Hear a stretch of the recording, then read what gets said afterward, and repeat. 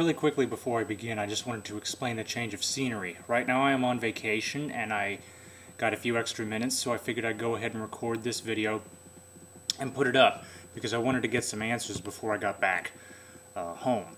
So anyway, without further ado, let's get into it. For those of you who have been following me, you know that for a while now I have been looking at an upgrade to a phone, either switching networks or simply upgrading on Verizon.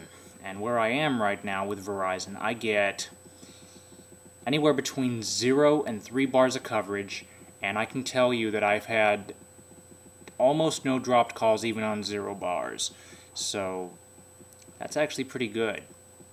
Anyway, as far as upgrading or switching carriers, here's what's important to me in a device. A good keyboard, landscape would be preferred but not required if the portrait keyboard is usable. Good voice quality, signal reception, battery life, backup accessibility such as an audio interface, so if I were to lose my vision, at the very least I'd like to be able to make calls and do that sort of thing. I would like to have access to the calendar, but note that that's not absolutely mandatory, because if I do lose my vision, the very first thing would be to diagnose, and do that sort of thing, and the calendar can wait. Email capabilities, non-corporate, push capability, and one-click access preferred. Now, I wrote that down, but you know what? While it's preferred, it's not absolutely essential, but the push I would like to have. Calendar capabilities, non-corporate, and having all of these items without breaking the bank, device-wise and plan-wise. Came up with a couple devices. Smartphones and feature phones are included here. We've got 2 of them, the BlackBerry Atlas and BlackBerry Aries, both of which are not released yet, and they will be. They are upcoming devices. The HTC Ozone, the LG NV Touch, the LG NV3, the Motorola Calgary Shoals, and I say this because right now I'm kind of confused about what they're wanting to call it. That again is also not released yet. It will be. And then the Palm Pre, which won't be out until January. And truth be told, I've become something of a major texter. Oh boy. Without getting into figures, let's just say I've gone way over this month. Thankfully, I checked. The bill's already been paid for, but I'll have to check and see how much I've gone over, because what I've gone over is going to carry over in the next month once the bill has been received. Carries over into the next texting cycle, but it does not reset until, let's see, today is the 5th. It won't reset for a few more days yet, so I may not be able to text again until September.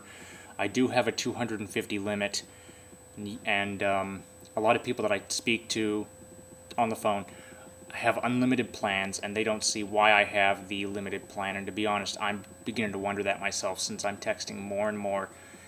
So I went ahead and took a look at the plans. I picked up a brochure. I went into town, went to the local Walmart, picked up a brochure for the Verizon plans, and these are decent. And then I also went on to Sprint's website and took a look. Essentially what I've been able to come up with was the Family Basic 700 with 1,500 texts and email as add-ons for $100 a month for 4 lines, and that would be myself and the relatives I live with. What else? We've got the Family Basic with 5,000 texts and email. This is also the 700 minute for $105 a month for 4 lines. We got the Family Select 700, which is 120 a month for 4 lines, and that includes the email, by the way. In the sense that I've added it on, but the Select plans have unlimited messaging. And then the Family Select 1400, again, unlimited messaging, but I've added on email as an extra, $140 a month for 4 lines. And this is what I came up with Sprint.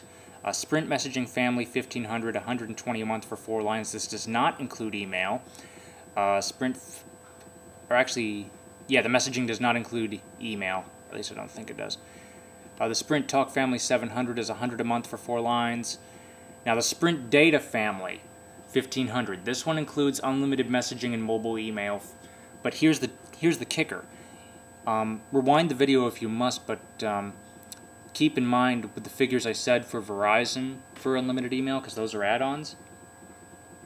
Here we get $180 a month for the Sprint Data Family 1500.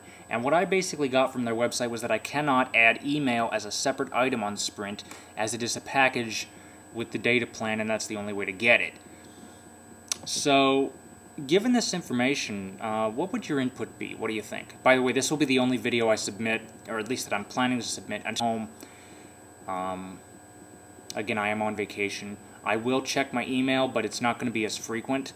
So if I delay in my responses, please bear with me. I only get a chance to check my email maybe once, twice a day at the most.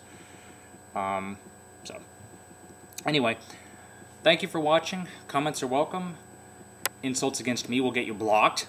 And have a nice day.